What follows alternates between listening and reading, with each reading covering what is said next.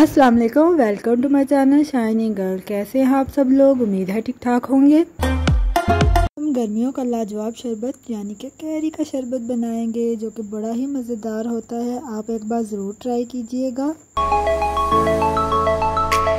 ये 7 अदद कैरी चाहिए होंगी।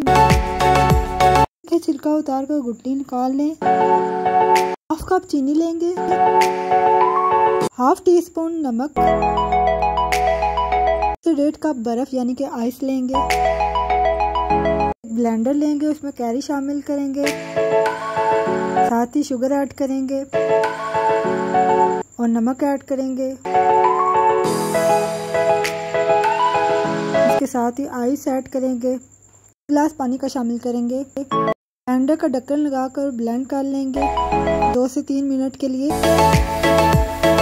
ताकि हमारी आइस और कैरी अच्छी तरह मिक्स हो जाए।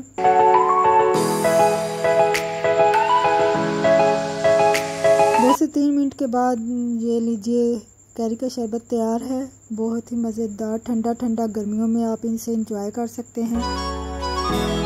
बहुत ही ज़बरदस्त है। अगर आपको ये वीडियो अच्छी लगे, लाइक शेयर और प्लीज़ कमेंट ज़रूर कीजिएगा और बताइएगा कि आपको कैसी लगी ये रेसिपी। मिलते हैं आपसे किसी और वीडियो में, तब तक अल्लाह हाफिज़।